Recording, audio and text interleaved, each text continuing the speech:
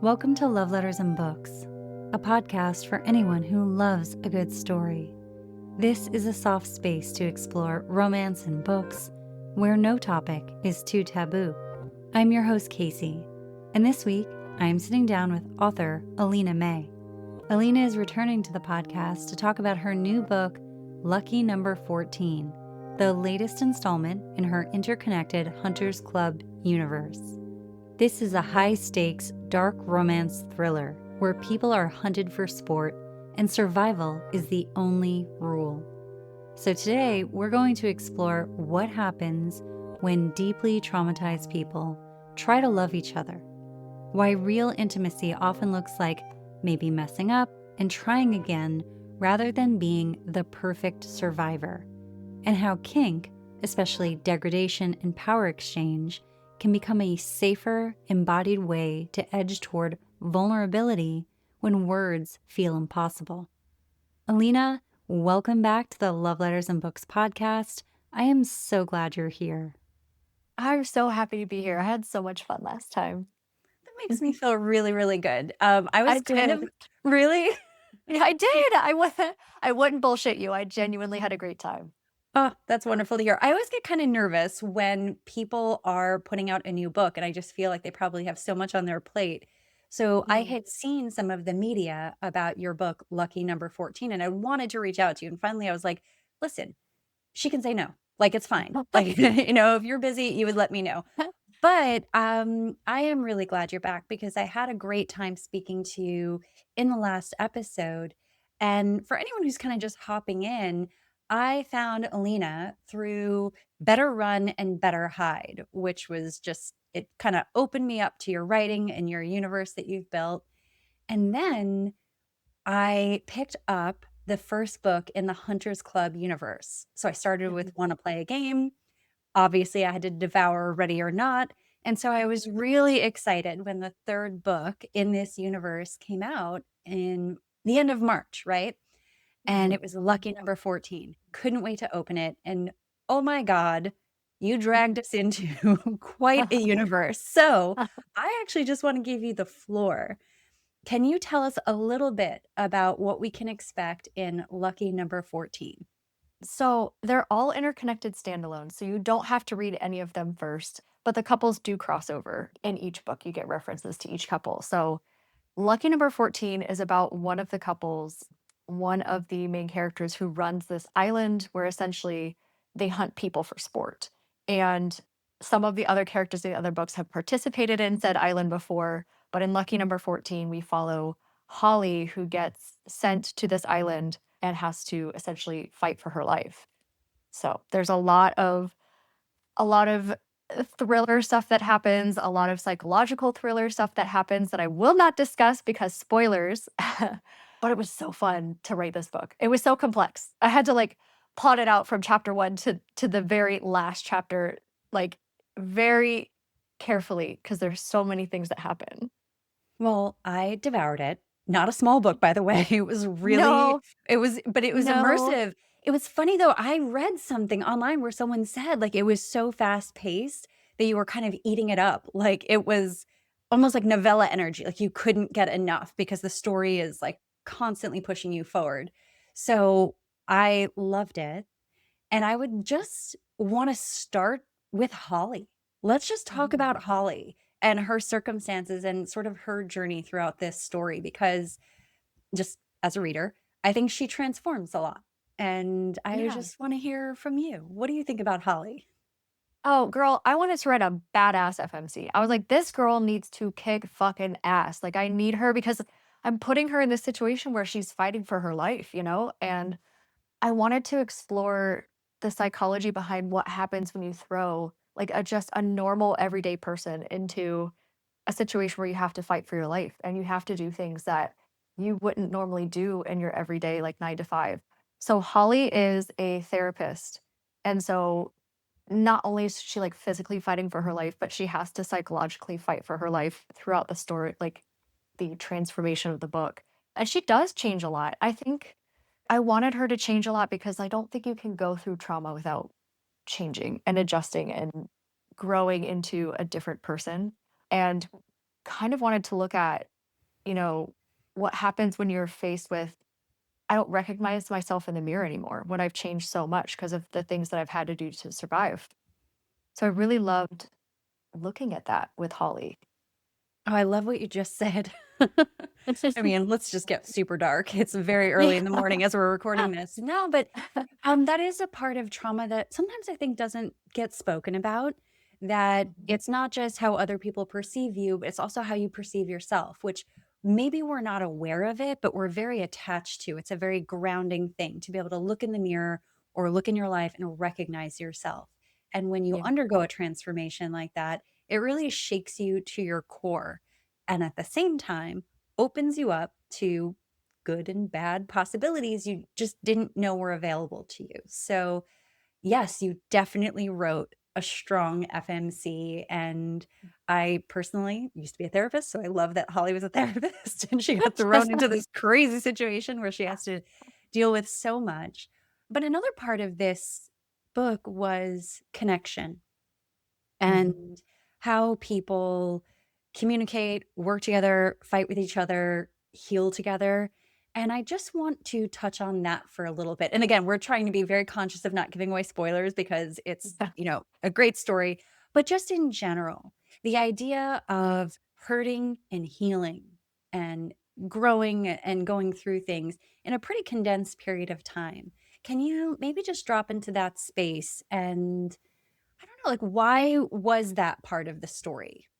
Um, because in my mind, that's real intimacy, right? Like going through like real life and hell and suffering with other humans is what creates intimacy. And like this, the genre is thriller, dark romance. And so I wanted to create this sense of people coming together. And of course, I mean, it looks like fighting, it looks like all kinds of distrust and moments where people have to like look at themselves and be like, am I going to make this choice? Like, am I going to pair up with this person?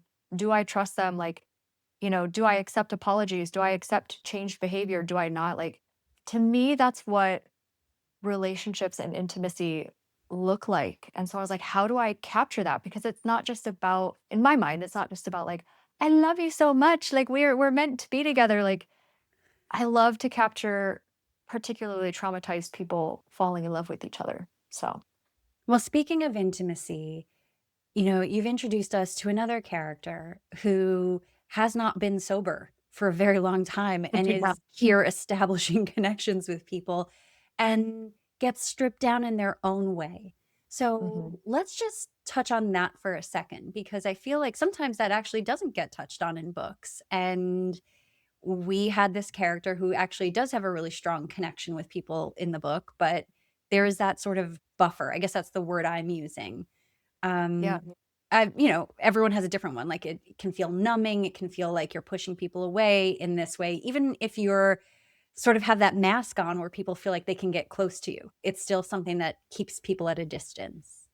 I would say that character uses substances as a buffer intentionally because being vulnerable for that character was, at the beginning of the book, something the character couldn't handle. And Mm.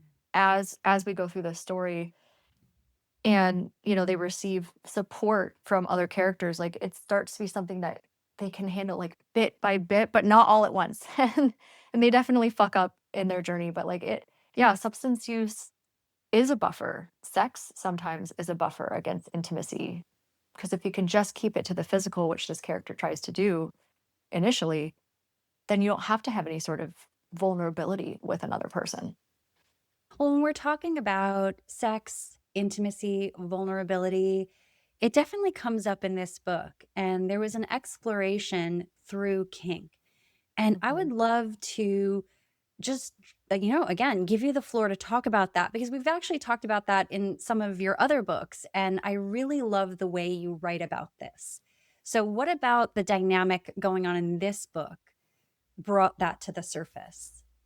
So I think that sometimes really traumatized characters, mine, not all traumatized characters, but mine specifically, feel safer in exploring vulnerability through kink, if that makes sense. So if we're talking about a kink like degradation, it's a power dynamic, it's a power exchange one character is giving up power to another without having to say words like "I love you" or "I had a really hard childhood." Like it's you're still giving up vulnerability, putting yourself in a position where you allow yourself to be degraded by another person, but it is a little bit of a buffer. It's kind of a way to dip your toe in the sand towards vulnerability, at least for these characters. So I think it's a really fun way to explore showing them just they're trying. You know, they're trying to explore it in the only way that they know how. And I almost feel like that has been a theme in some of the books when it comes to sex, intimacy, vulnerability. I very Mhm. often see you giving your characters almost like grace, which I know that sounds like a crazy word to use when we're talking about like kink and some of the things in the books, but they do get that experience of dipping their toe in. And I think some people can view intimacy and vulnerability as like you're saying, like, I'm sitting in front of you and I'm telling you I love you and I'm telling you about my trauma. And I think for a lot of people who have experienced trauma, it's like in your bones. And Mhm. sometimes it's such a physical experience and there aren't even words for it. And I Yeah. think it, with the people I've worked with, even in my own life, the way I probably would have described it in the acute phase, like after something happened, would be very different than the way I reflect on it even now, because like your Mhm. experience with trauma and how you perceive it also shifts over time.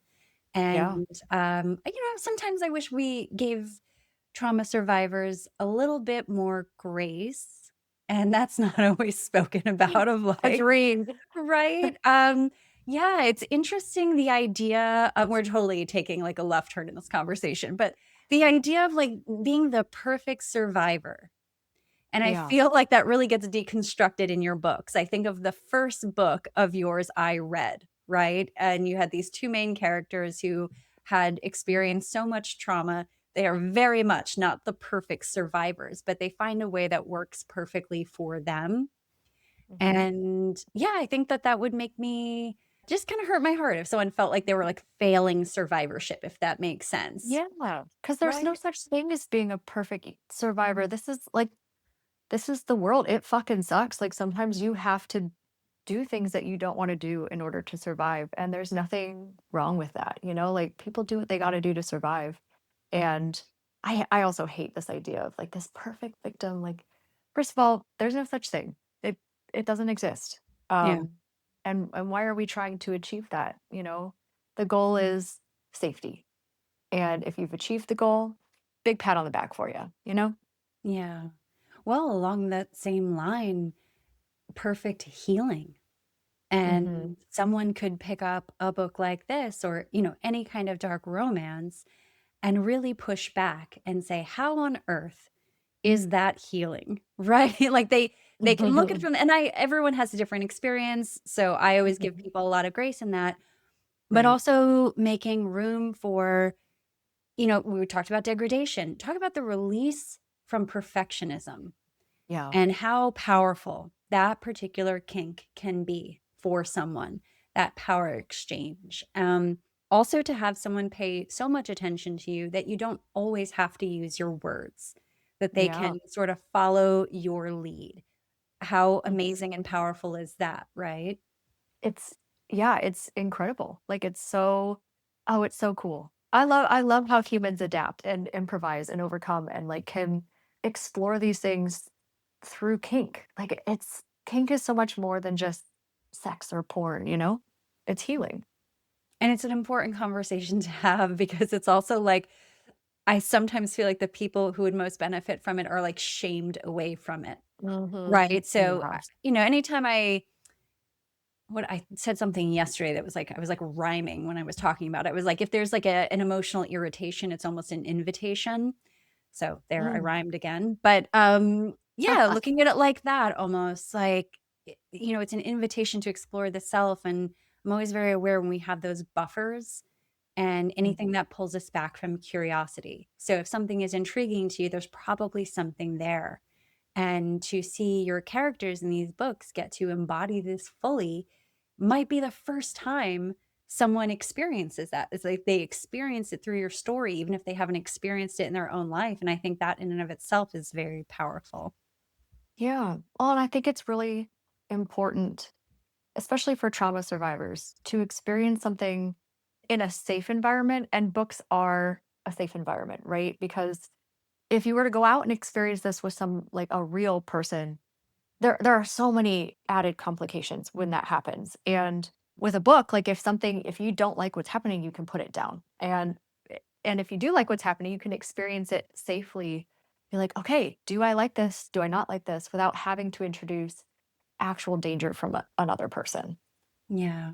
But even that concept in and of itself is so, like, revolutionary, right? I remember I read a book when I was very young.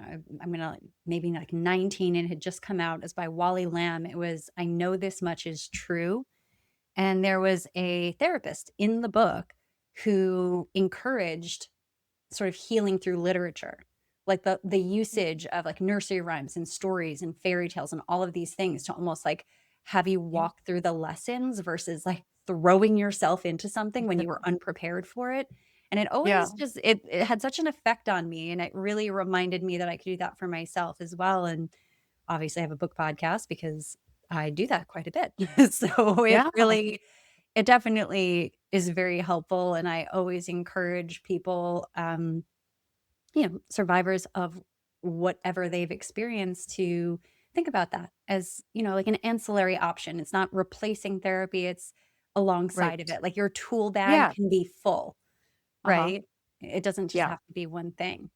Okay, well, we're going to talk about another thing I was thinking about in this book, which is making mistakes, making amends, healing, forgiveness, apologies, trying to make something right when you've done something wrong. Yeah. Let's talk about that a little bit because I think one of the things I pick up in your writing is there's less of a clear demarcation of right and wrong, Yeah. right? Or like the story might spin it on its head. So when we talk about healing and forgiveness and making things right, what were you trying to do in this story about that? I want to capture that no human is perfect. Like no human is perfect. I had so much fun writing the one character who starts off very flawed at the beginning and is like a walking red flag. Somebody's like, did was he born in the red flag factory? Like but he has this whole entire story where he grows and he learns a bunch about himself and he apologizes and he changes. And I just think that reflects real life so accurately because you're never going to find somebody who hasn't fucked up something in their life. And I love exploring that. I love showing because for me, life is not black and white. And so I don't like to write black and white characters that are all like really good or really bad. Well, let's talk about the excruciating experience of learning something about yourself. Was brutal. Let's just highlight that for a second. And I never want to dig into anyone's personal life, but have you ever had sort of a unique experience of like learning something about yourself? And is that why you put this in this? I feel like your characters really do. They have these big realizations. And, why is that important to you as a writer, as a storyteller, that your characters really do have an arc, as I guess is what I'm trying to say. Oh, girl, like I learned I'm faced with realities about myself every day. And Oh, fun. it's so great. I love it. So exciting. But you get to this point, at least I do in my personal life, where I've stopped running from it. Like it's taken too much energy to run from it. And I'm now just turning around and facing it, much like I've forced my characters to do. So that's kind of where they follow along the same growth as my life. It's not necessarily like a one for one, but it takes so much courage to turn around and face the thing you've been running from and to face your feelings about that and process that through your body. And then, like, just the healing, though, that can come afterwards is incredible that I've started to discover personally and that I want to, like, show my characters as well. I find it helps me learn. It helps me process. Like, writing these books helps me process what's happening to me. Mm. Um, and so that's why I just love writing so much.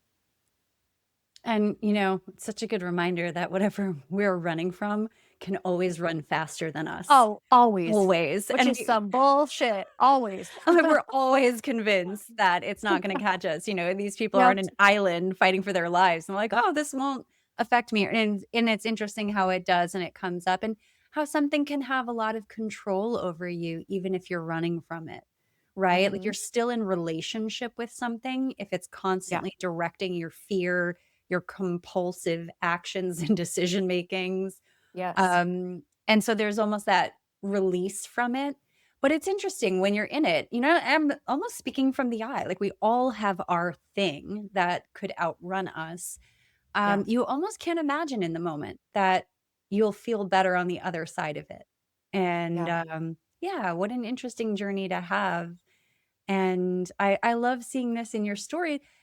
And now, when we're thinking about this story, yes, there is a conclusion, there's an ending, but there's almost like an opening at the ending. And so without giving anything away, what direction does this universe take in the future? Oh, I don't know. I all I know is that I loved this world and I wanted to leave it open because I have such a busy schedule with a bunch of other books and stories. But I was like, you know what? This is my world right here. So I'm going to leave this open in case I want to jump back in when I have time from these other stories. So I honestly have no idea. I have nothing planned, but I'm sure one of these days I'll write a book in the Hunters Club to avoid writing a different book just because, why not? So, Oh, I love hearing that. The last time you were on the podcast, I feel like I might have asked you this question, and it was along the lines of, what is the feeling you want someone to have when they close this book and finish this story? I just want them to be able to take a breath because I mean, I say in the forward of the book, like, this book is meant to put you in a state of fight or flight, like, the entire story. And that is the nature of the genre, but also the characters were finally able to take a breath at the end of that book. I mean, I feel like you're running through it the whole time, and then that last chapter, everybody's able to take a breath, and I want the reader to be able to also experience, like, it can be okay. It can. You can go through hell and then still take that deep breath on the other side of it. Mm. Well, I love that we've been able to talk about this book so much, but you have an incredible catalog of other stories that I've also devoured. And I'm wondering, of all of your characters, is there a character that you would most like to give a hug to? Oh god. Ooh, I feel like I owe a lot of them hugs. I think I put a lot of them through some shit.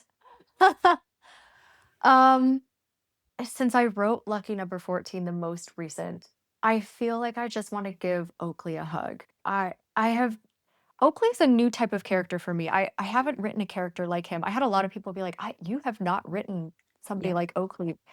Um, Oakley's just so tortured. He does it to himself, but don't we all? And he just went through so much transformation in that story. I just want to give him a hug. And sorry, Oakley, for what I made you go through. Well, I think it's interesting that you use the word tortured for him specifically, right? Because I've read a bunch of your books. A lot of these characters are tortured. There's a lot going on, but They are. Oakley, as you're mentioning, was a very different type of character. And we were Mhm. seeing from, I think paragraph one, how he was struggling, even although he thought he was functioning in life. Like, Yeah. everything seemed difficult, everything felt like a struggle. And yet at the same time, he's coming across as, like, I don't know if this is how you would define it, but almost like the golden retriever energy, but also kind of a red flag in his own way, but Yeah. also kind of manipulative, but also Oh, yeah. kind of, like, there's a lot happening. That's And it could be easy to be frustrated with someone like that in real life, and yeah. at the same time, you wanna, like, hug them and be like, "What is going on with you?" You know? Yes. Yeah. Yeah. Where do you where do you feel like he landed? If there were a few words to describe how Oakley has sort of evolved at the end of the book, are there some words you would use for him? I would say that Oakley started stuck, and at the end of the book, he was growing. He wasn't perfect, and he was still experiencing a lot of the same anxieties that he experienced at the beginning of the book, but they were no longer like sucking him under. They were not. He's not stuck in that like tumble of the waves over and over and over again. Like he has more control because he's growing, and it was just so fun to write that for him. Well, Alina, obviously, I read your books and reached out and invited you on the podcast multiple times, but I'm always curious about reader reactions and the way they like respond and engage and communicate with you. What has been Mhm. your experience? Well, I got cussed out a lot in Lucky Number 14. It was so fun. I loved having people in my DMs be like, "Alina, oh my god." It's usually when they hit a very specific Yeah. chapter. And so it was so fun. Well, one of my funniest a reader, I can't remember her name, but she was like, I was up reading at 3 a.m. and I got to the specific chapter that everybody cusses me out over. And she said she screamed so loud about it that it woke her neighbor up on the other side of the wall and they like startle yelled. I just feel so bad for that neighbor, but I still laugh my ass off about it every time. um, but yeah, it's been really fun. I love the process of writing a story can be so isolating. So I love to hear back from readers when they're kind enough to talk to me about, their experience with the story. It's my favorite. Well, what's interesting? I mean, I am a survivor of certain things, and I felt like I really gravitated towards your books probably because of that. Like deep down, I felt like there was a lot of connection and understanding. Even if we haven't experienced the same things, I felt like we were speaking a language, and I was like, oh, Mhm. I get this. I understand Yeah. this. This makes sense. So I'm wondering what that feels like for you to maybe hold that space or to create a literary space where people who've experienced some of the harsher things in life feel like they can come to you and feel safe in your books and in these characters and stories that are quite dark. But I don't know, like, how does that feel for you? Oh, I think like anything, there's so many feelings that you can feel at the same time. I feel so honored. I don't know. I don't feel like somebody who has the right to hold that space for people, but at the same time, like I also recognize readers when we come together, we're like, I recognize you. Like we've both been through some shit. Um, but it can also be terrifying sometimes too, because when you put out vulnerability, there can be a lot of criticism too. Sometimes there's a lot of fear in it as well, but mostly just honored and healing. Like, it's so nice to know that you're not alone because I feel like trauma tends to isolate people, and that's not what the book world does. The book world opens everything back up. It opens up the discussion, it opens up safety again. So I'm so honored to be a part of that. Do you ever experience the trap? And I'm actually coming from like the therapeutic background right now, and I used to have a therapy podcast for like a really long time, and I shut it down. Mm. But when I would talk about certain topics, I was always very conscious of, talking about vulnerability brings vulnerability to the surface, Yes.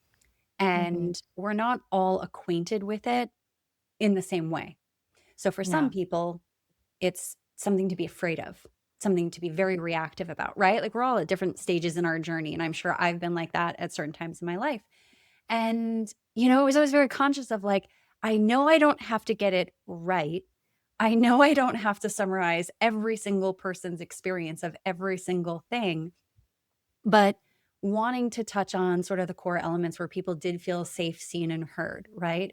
How do you Mhm. talk yourself out of that? And like maybe you never experience it, but like, hey, even if I'm talking about this like certain type of experience or certain type of kink, like someone out there is going to tell me I got it wrong or I didn't do it right or like it's not like that or it's not how they experienced it. What is that like for you as a creator and storyteller to I don't know, like liberate yourself from getting it right and instead Mhm. leaning into just getting vulnerable and getting real and honest. It's hard, and I have OCD too, which I talk about. Yeah. So getting it right, that concept is like just such an obsession. But I so I had to tackle my own stuff, like my own personal stuff on the side. As for like specific concerns about like not getting an experience right, I do try to get sensitivity readers, right? Like if there's something I'm concerned that I'm not hitting it quite right, I try to make sure that I can get somebody else's perspective on it so that I'm not being insensitive to an experience. But at the same time, too, I think I come at it with this understanding that this is fiction, so it's not intended to be like a science book on exactly what experiencing, let's just say, domestic violence looks like, because it's different for everybody. And so I come at it with this, like, my experience is probably going to be different than other people's. And that's okay. Yeah. Um, because I'm not writing about them specifically. I'm writing the story that I came to write. And if there is something that's harmful, I will absolutely take it out and change it. I haven't had anybody bring that kind of stuff up to me. But a way that I protect my mental health when I do that is I don't go into reviews. Like, I don't go into review sections. That stuff's none of my business. The reviews are meant for readers anyway. But, inevitably you're going to find people who disagree with you. So I just, you know what? You guys can go disagree in your reviews and I'll stay over here. It's a very healthy attitude about it. It's very challenging, and I think that that's probably, like, the best thing someone can do for mental health. Mhm, I, like, 9 billion years ago, used to work in, like, nightlife and hospitality in New York, mhm, and mhm. it was, like, in the first wave of, like, when, like, Yelp was a big deal, and, like, people were, Oh, like, yeah. savage about their reviews. Brutal.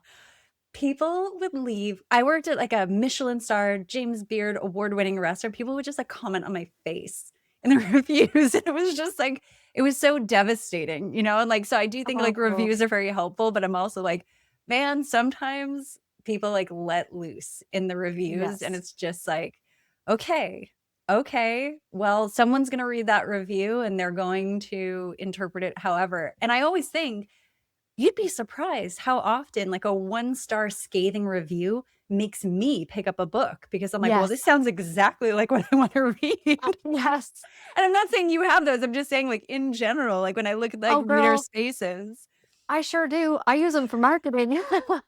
like, some of those one-star reviews are, like, pure art, and you're just like, There you know what? "Yeah." And sometimes somebody's hating and you just have to give it to them. Like, "That's funny as fuck. I think we would be friends if you didn't hate me so much." Like, you're just trolling me so hard, and you're So not hard right letting up, now. and it's amazing. Yeah, so I Yeah. always try to keep that in mind, and, I think,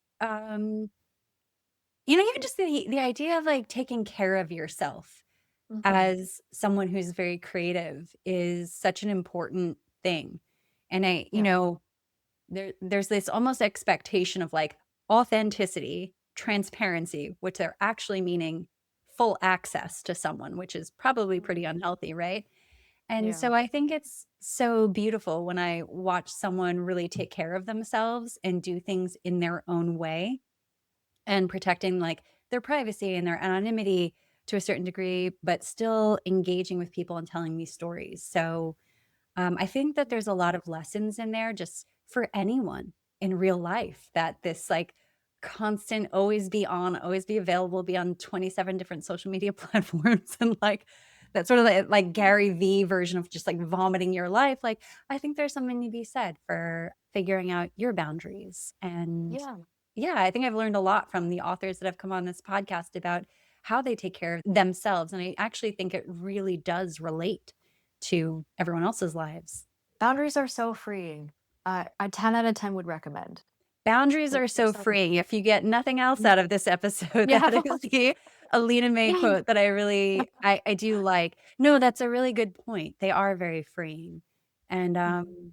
yeah. Oh, I love that we've talked about this. Well, Yeah. Alina, so let's say Mhm. someone picked up lucky number 14 and was introduced to you. Where do they go in your catalog next?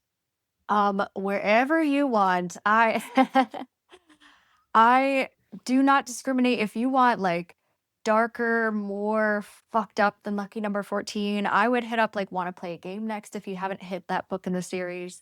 If you want something like more geared towards healing, Pretty Broken Wings is one I would gear towards. But yeah, all of my books are on Amazon, on KU. I'm working on more books on Audible.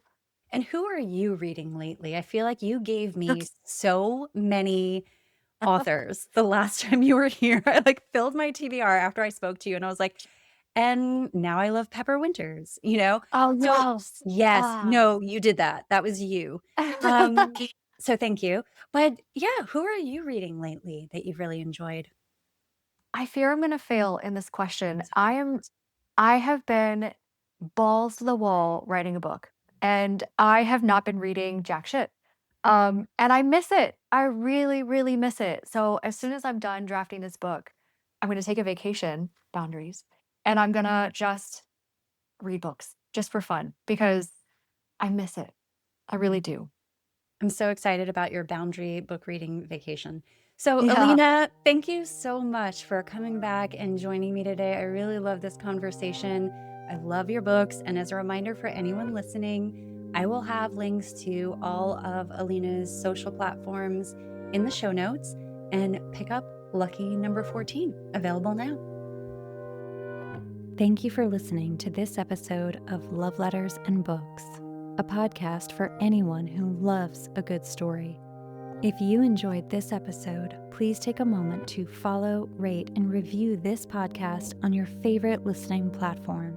You can find me on both Instagram and TikTok at Love Letters and Books. And if you're interested in being a guest on Love Letters and Books, suggesting your favorite author, or just want to write in an original love letter to yourself or someone else to be read on air, please send me an email at lovelettersandbookspodcast@gmail.com.